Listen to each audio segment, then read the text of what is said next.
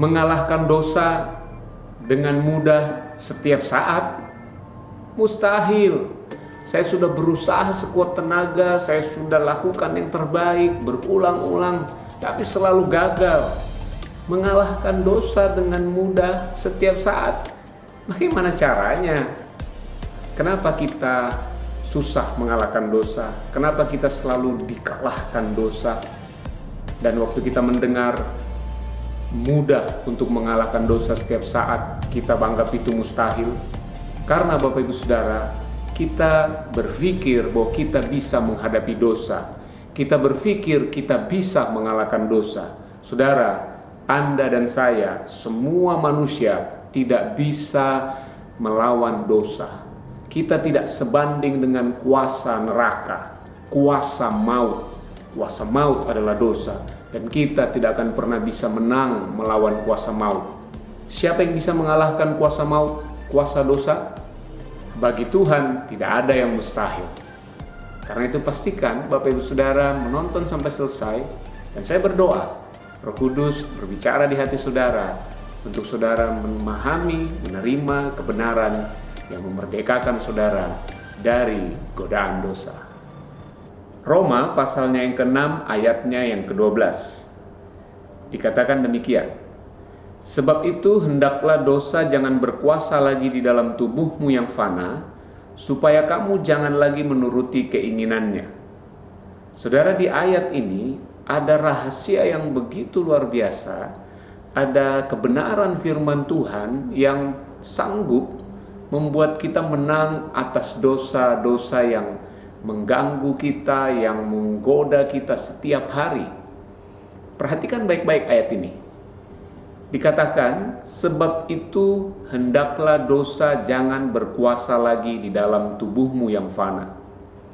Dosa bisa berkuasa dalam hidup kita, dalam tubuh kita, tapi juga dosa bisa tidak berkuasa lagi dalam hidup kita. Di sini ada pilihan yang harus kita buat. Mengizinkan, membiarkan dosa menguasai kita, atau kita yang berkuasa atasnya. Kita punya kemampuan itu. Yang menarik Bapak Ibu Saudara, dikatakan sebab itu. Jadi ini adalah akibat dari tentunya ayat sebelumnya. Mengapa kita bisa menang atas dosa, mengalahkan dosa? Karena ada ayat-ayat sebelumnya. Dikatakan demikian, ayatnya yang ke-11. Demikianlah hendaknya kamu memandangnya. Menyimpulkan kehidupan kita. Menyimpulkan siapa kita. Identitas kita. Dikatakan di sini bahwa kamu telah mati bagi dosa. Tetapi kamu hidup bagi Allah dalam Kristus Yesus. Setelah Rasul Paulus menjelaskan tentang arti kematian, penguburan, dan kebangkitan Kristus, lalu disimpulkan bahwa ternyata kalau kita percaya Yesus sebagai Tuhan dan Juru Selamat, kita telah mati bagi dosa. Karena waktu kita percaya, kita juga mati bersama dengan Kristus, dibaptis dalam kematiannya. Itu sebabnya dosa sudah selesai. Kita telah mati bagi dosa. Jadi kita sudah tidak ada hubungan lagi dengan dosa. Dosa tidak berkuasa lagi dalam hidup kita. Tahukah Bapak Ibu Saudara bahwa kita menjadi orang berdosa bukan karena perbuatan kita. Kita menjadi orang berdosa karena kita keturunan Adam. Kita terlahir sebagai orang berdosa. Dan kalau kita menjadi orang benar bukan karena perbuatan kita. Kita menjadi orang benar karena Kristus membenarkan kita. Kita dilahirkan kembali dari Roh Kudus. Itu sebabnya kita menjadi orang benar. Perbuatan kita hanya akibat dari siapa kita. Tidak ada istilah progressive righteousness. Tidak ada progres menjadi orang benar. Karena waktu saudara orang berdosa, tidak lagi progres menjadi orang berdosa.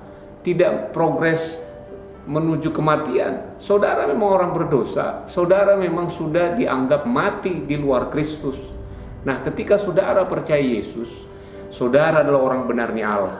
Bukan OTW, bukan sementara menuju menjadi orang benar. Saudara orang benarnya Allah. Dan saudara sudah punya kehidupan kekal. Karena Kristus, sang kehidupan kekal, ada tinggal di hati saudara. Itulah arti saudara menjadi orang benarnya Allah. Jadi, tidak ada posisi tengah-tengah. Kita orang benar atau kita orang berdosa. Kita masih ada di dalam Adam atau kita sudah ada di dalam Kristus. Kita masih jauh dari Allah atau kita sudah dekat, bahkan menyatu dengan Allah. Tidak ada posisi di tengah-tengah. Selalu jelas posisi saudara. Dan saudara jelas ada di dalam Kristus. Lalu kemudian tidak berhenti hanya kita mati bagi dosa, tapi kamu hidup bagi Allah dalam Kristus Yesus. Artinya saudara, kita sudah menang atas dosa. Hidup kita hari ini sebagai ciptaan baru, orang benarnya Allah, anak Allah, adalah kehidupan bagi Allah. Nah, sebab itu, ayat 12 berkata, hendaklah dosa jangan berkuasa lagi. Karena kamu sudah menang atas dosa. Bagaimana mungkin dia masih mau menguasai hidupmu? Nah, yang menarik Bapak Ibu Saudara, ayat berikutnya dikatakan, supaya kamu jangan lagi menuruti keinginannya. Nah, di sini rahasia yang memerdekakan itu Bapak Ibu. Sebab dikatakan, kamu jangan lagi menuruti keinginannya. Kamu di sini tentunya jemaat di Roma. Nah, yang seringkali kita salah mengerti, yang menjadi pertanyaan, keinginannya ini, tentunya keinginan dosa, itu apakah bersumber dari kita atau dari dosa yang coba-coba mau berkuasa lagi atas hidup kita? Mari kita lihat dengan lebih teliti lagi. Dikatakan demikian, sebab itu dosa jangan berkuasa lagi di dalam tubuhmu yang fana. Nasihat ini berkata, dosa jangan berkuasa di dalam tubuhmu. Hai jemaat Roma, dosa hendaklah jangan berkuasa lagi di dalam tubuhmu, supaya kamu jangan lagi menuruti keinginannya. Berarti kamu, jemaat Roma, jangan lagi menuruti keinginan dosa. Bukan keinginanmu yang kurang ajar, yang dosa itu jangan kamu ikut. Bukan. Ternyata keinginan di sini, keinginan milik dosa yang ditawarkan, yang dipanah, yang ditembakkan kepada kita, yang coba-coba menguasai kita. Jadi keinginan dosa itu bukanlah berasal dari kita yang sudah lahir baru, bukanlah datangnya dari milik kita. Jadi tipuan pertama dari si jahat, Bapak Ibu Saudara, mengajarkan kita supaya kita mengakui itu sayalah yang berdosa, sayalah yang jahat. Padahal ayat 11 tadi berkata bahwa kita telah mati bagi dosa dan kita hidup bagi Allah. Jadi kehidupan kita adalah kehidupan yang baru, ciptaan baru. Bagaimana mungkin kehidupan baru, ciptaan yang baru masih bisa memproduksi keinginan dosa? Gak bisa, Bapak Ibu. Yang ada adalah keinginan kita telah dirubah oleh Tuhan. Aslinya kita adalah kita punya keinginan ilahi. Itu hati yang baru. Hati yang lama sudah dicabut, telah diganti hati yang keras seperti batu, hati yang jahat itu, yang licik, yang kita sendiri pun dulu gak ngerti kenapa kita punya hati yang selicik itu. Firman Tuhan berkata itu sudah diganti, itu telah dicabut, dibuang, dibunuh di atas kayu salib, dan dijadikan ciptaan baru. diberi hati yang baru. Di dalam hati yang baru tidak ada hawa nafsu dosa. Hawa nafsu dosa hanya ada di dalam hati yang lama. Hari ini jangan curigai lagi hatimu, masih ada hawa nafsu dosa. Bukan, itu keinginan dosa, hawa nafsu dosa yang ditembakkan, yang dipanahkan dari luar ke dalam. Saudara bukan lagi orang berdosa. Saudara bukan lagi manusia lama. Saudara adalah ciptaan baru, dan saudara sudah punya hati yang taat, hati yang baru, yang Tuhan ciptakan, yang Tuhan berikan ketika saudara lahir baru menjadi anak-anak Allah. Jadi kalau saudara melakukan dosa, saudara sedang melakukan sesuatu yang sebenarnya paling saudara tidak inginkan. Karena itu bukan diri saudara. Saudara coba-coba menjadi orang berdosa, seolah-olah saudara masih orang berdosa. Padahal pada saat yang sama saudara adalah orang benarnya Allah. Itu sebabnya perbuatan dosa hanya membuat orang benar tidak bahagia. Perbuatan dosa membuat anak-anak Allah tidak damai sejahtera. Ada konflik di hati orang percaya. Berbeda dulu waktu kita belum lahir baru. Waktu kita belum lahir baru, godaan dosa ini selalu nyambung dengan hati kita. Nggak ada konflik. Cocok. Malah kalau perlu kita selalu bertanya, bagaimana lebih jahat, bagaimana supaya bohong ini tidak ketahuan, ditutupi dengan kebohongan apalagi. Semua keinginan jahat itu, keinginan dosa itu nyambung dengan hati kita yang masih belum lahir baru. Nah saudara, itu yang dimaksud firman Tuhan dalam Kejadian pasal yang keempat ayatnya yang ketujuh. Waktu Kain digoda oleh dosa. Dosa itu katanya seperti di depan pintu menggoda Kain untuk membunuh Habel. Dan waktu itu Kain belum lahir baru. Kain waktu itu belum memiliki Roh Kudus di hatinya. Itu sebabnya dia tidak bisa tahan godaan dosa itu. Akhirnya dia membunuh adiknya.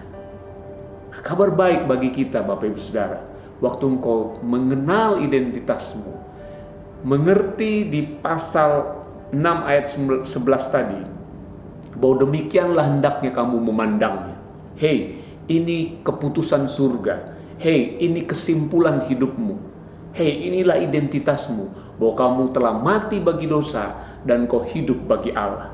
Tahukah saudara, kekristenan akan menjadi sesuatu yang paling munafik di dunia ini kalau saudara selalu berkata, saya orang berdosa yang coba hidup kudus. Saya orang berdosa yang coba hidup benar. Ini munafik saudara. Waktu saudara buat benar, hidup kudus, hati terdalam saudara berkata, sebenarnya itu bukan saya. Saya ini orang berdosa yang terus berjuang hidup kudus. Ini munafik saudara. Yang benar adalah saudara orang benarnya Allah. Saudara orang kudusnya Allah yang hidup apa adanya. Normalnya saudara hidup kudus. Saudara disupport oleh Tuhan, oleh kasih karunia, bahwa saudara orang benarnya Allah. Hakimi perbuatan dan pikiran saudara dari identitas saudara. Jangan mau dihakimi identitas saudara oleh pikiran dan perbuatan saudara. Haleluya. Maka waktu kita digoda oleh dosa, kita bisa berkata, tidak, itu bukan saya. Tidak, saya orang benarnya Allah. Pikiran itu langsung kita tolak.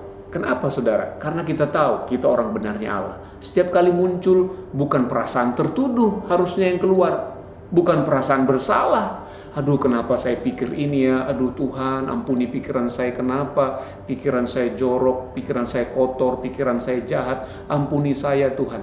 Jangan saudara, itu salah respon. Harusnya kita katakan kepada pikiran jahat, pikiran kotor, pikiran yang najis itu, pikiran-pikiran kotor, kamu bukan dari aku. Hai si jahat, kamu mau coba pengaruhi aku tolak dalam nama Yesus. Aku orang benarnya Allah. Oleh karena itu, segala yang mulia, segala yang baik, segala yang patut dipuji, itu saja yang aku mau pikirkan. Karena aku adalah ciptaan baru, anak Allah. Enggak cocok mikirin yang begitu. Jadi saudara, teguhkan identitas saudara. Teguhkan siapa saudara di dalam Kristus. Jangan gara-gara pikiran saudara negatif, saudara mulai berkata, saya orang negatif. Salah. Yang benar, saya orang benarnya Allah yang coba-coba diganggu untuk berpikir negatif. Ya, jadi orang benar bisa berpikir negatif.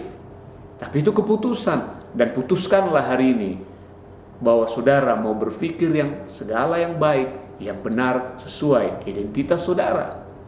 Nah, kalau saudara sudah kalah di pikiran ini, saudara, waktu keinginan dosa itu menggoda perasaan saudara, pikiran saudara, jiwa saudara, maka biasanya akan berbuah kepada perbuatan, berbuah kepada tindakan. Akhirnya pikiran jahat berbuah dengan perbuatan jahat. Sampai di sini, saudara, waktu saudara akhirnya jatuh dalam dosa, ingat baik-baik. Tadi kita sudah dibohongi sebagai orang benar, berpikir jahat kita ladeni, kita entertain pikiran kita dengan yang jahat tadi, akhirnya termanifestasi dengan perbuatan jahat. Cepat-cepat sadar, belum terlambat. Kalau kita kalah di pikiran, akhirnya kalah lagi di perbuatan. Waktu kita terlanjur melakukan itu, langsung berkata, ini bukan aku. Aku orang benarnya Allah. Kenapa aku lakukan ini? Ini bukan aku. Iblis selalu mau saudara tertuduh dan terdakwa. Karena memang tugasnya, keinginannya setiap hari mendakwa orang benarnya Allah. Makanya kalau Bapak Ibu Saudara mulai rasa bersalah dan tertuduh, itulah pekerjaan si jahat. Dakwaan tuduhan itu akan semakin banyak menyerang. Dan akibatnya saudara mulai menyalahkan diri sendiri, tertuduh, rasa bersalah, dan akhirnya menghakimi diri saudara dan berkata, saya orang berdosa, saya orang gagal, saya memang musuh Tuhan. Nah, saudara, panah kebohongan si iblis semakin parah mengganggu hidup saudara, mengacaukan hidup saudara. Harusnya saudara ingat baik-baik, saudara bukanlah pikiran saudara, saudara bukanlah perbuatan saudara, saudara adalah pribadi, saudara adalah anak Allah yang punya pikiran, yang punya perbuatan. Pikiran saudara, perbuatan saudara bisa berubah-ubah, tapi identitas saudara cuma dua pilihan: anak Allah atau orang berdosa. Dan waktu saudara sudah lahir baru, saudara sudah menjadi anak Allah. Nah, kalau saudara masih berpikir yang jahat, berpikir dosa dan melakukan yang jahat, melakukan yang dosa, maka judulnya adalah anak Allah yang berpikir dosa, anak Allah yang melakukan dosa. Identitas saudara tidak bisa dirubah oleh perbuatan dan pikiran saudara. Harusnya hakimi perbuatan dan pikiran saudara dari identitas saudara. Masa anak Allah lakukan ini? Masa orang benar pikirannya begini? Ganti. Gak cocok, gak sesuai. Aku mau berpikir benar, aku mau berpikir kudus, aku mau bertindak benar, aku mau bertindak kudus. Karena aku adalah orang kudus, aku adalah orang benar, aku adalah anak Allah. Jadi waktu saudara sadar ini, saudara akan mudah sekali untuk bangkit. Saudara akan mudah untuk move on. Walaupun mungkin saudara sudah salah, jatuh, jangan berlama-lama di rasa bersalah, rasa tertuduh. Yang boleh itu adalah rasa tak damai atau rasa gelisah. Itu baru betul, itu dari Roh Kudus.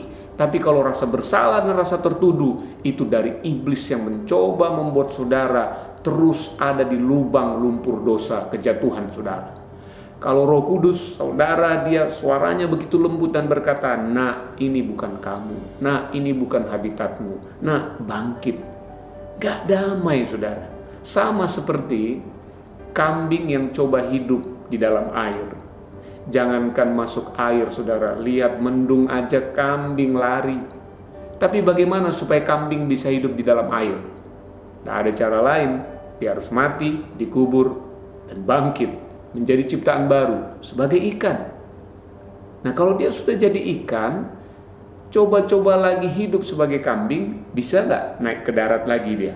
Bisa mati.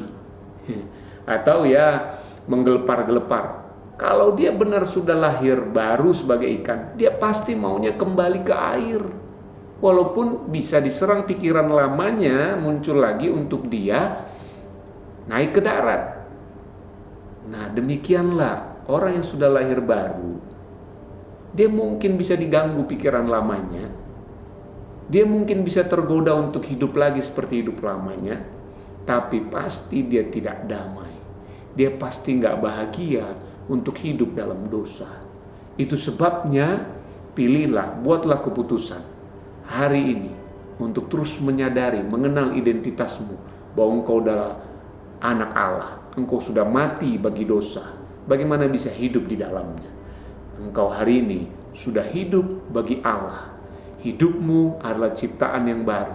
Engkau sewajarnya, normalnya hidup bagi Allah. Di ayat yang ke-13 dikatakan, dan janganlah kamu menyerahkan anggota-anggota tubuhmu kepada dosa untuk dipakai sebagai senjata kelaliman. Ini nasihat yang luar biasa, saudara. Karena dulu waktu kita belum lahir baru, memang anggota tubuh kita senjata dosa. Kalau kita mau lawan pun gak bisa, kita budak dosa. Pasti tubuh kita maunya melakukan dosa. Karena memang kita hamba dosa, budak dosa. Namun kemudian di sini saudara, ketika kita lahir baru, kita bisa dinasehati, bisa membuat keputusan untuk apa? Untuk menyerahkan dirimu kepada Allah sebagai orang-orang yang dahulu mati, tetapi yang sekarang hidup. Wow, dulu memang kita mati, dulu memang dosa yang berkuasa dalam hidup kita, tapi sekarang kita adalah orang-orang yang hidup. Kita ciptaan baru, milik Allah. Tuhan gak pernah punya anak yang mati, orang yang hidup dalam dosa. Gak ada. Di dalam kerajaan Allah tidak ada orang berdosa. Di dalam kerajaan Allah yang ada hanya orang yang hidup, ciptaan yang baru. Lalu kemudian dikatakan, dan serahkanlah, karena kita sudah dalam kerajaan Allah, kita ciptaan baru, ayo serahkan anggota-anggota tubuhmu kepada Allah untuk menjadi senjata-senjata kebenaran. Wow, jadi normalnya, wajarnya kita memakai tubuh kita ini, tangan, panca indera kita semua, tubuh kita ini, senjata kebenaran. Tangan kita bukan untuk melukai orang, merugikan orang. Tangan kita untuk menjadi berkat. Semuanya, mata, telinga kita, mulut kita, kaki kita, seluruh tubuh kita adalah senjata kebenaran. Kenapa? Karena kita sudah menjadi hamba kebenaran. Itulah yang membuat kita bahagia. Justru kalau kita bertindak memakai tubuh kita untuk melakukan dosa, pasti kita akan tidak bahagia. Kita akan stres, kita akan galau. Karena coba-coba orang benar hidup seolah-olah dia masih berdosa. Wah, itu stres, saudara. Itu pasti gak akan tenang hidupnya. Karena ketenangan, kedamaian hidupnya hanya waktu dia hidup normal, hidup wajar sebagai anak Allah, orang benarnya Allah. Itu sebabnya di Roma pasal 12 ayat yang pertama dikatakan, persembahkanlah tubuhmu sebagai persembahan yang berkenan. Itu bukan karena kita bisa jaga tubuh kita tetap kudus, tetap layak, baru bisa kita jadikan persembahan. Bukan. Itu pasal 12. Ini di pasal 6, 7 dan 8 memang sudah dijelaskan bahwa tubuh kita sudah dikuduskan, tubuh kita sudah ditebus, tubuh kita adalah senjata kebenaran. Itu sebabnya mudah untuk kita persembahkan sebagai persembahan yang hidup, ibadah kita yang sejati, tanpa kepura-puraan, tanpa paksaan, tanpa jeripayah yang seolah-olah kita bayar harga. Enggak, normalnya kita memang hidup beribadah setiap saat. Pakai tangan kita, tubuh kita, seluruh anggota tubuh kita sebagai senjata kebenaran, dan itulah ibadah kita yang sejati. Nah, kalau ada orang yang masih jatuh dalam dosa, lalu kemudian ada konsekuensi dosa, ada akibat dosa, mungkin masuk penjara, dipukul orang satu kampung karena maling, ada akibat dosa, ada konsekuensi dosa. Tuhan bilang jangan pegang api, kita nakal, kita nggak mau dengar-dengaran, kita pegang api. Akibatnya apa? Kita terbakar tangan kita. Tapi jangan bilang, oh lihat tanganku terbakar. Kenapa? Aku nakal makanya dibakar Tuhan. Bukan, kamu nakal makanya tanganmu terbakar. Justru Tuhan mau sembuhkan tanganmu. Itu sebabnya saudara, waktu kita mengerti ini, jadilah anak yang taat. Karena waktu engkau taat, justru itulah yang membuat kau bahagia. Waktu engkau taat, itu yang membuat engkau hidup damai sejahtera. Tapi kalau engkau nggak taat, ada konsekuensinya memang. Tapi jangan menyerah. Kalaupun engkau gagal, bangkit. Mungkin harus dimulai dari penjara, nggak apa-apa. Tuhan pasti menyertai engkau dan bisa melayani sekalipun harus dari penjara.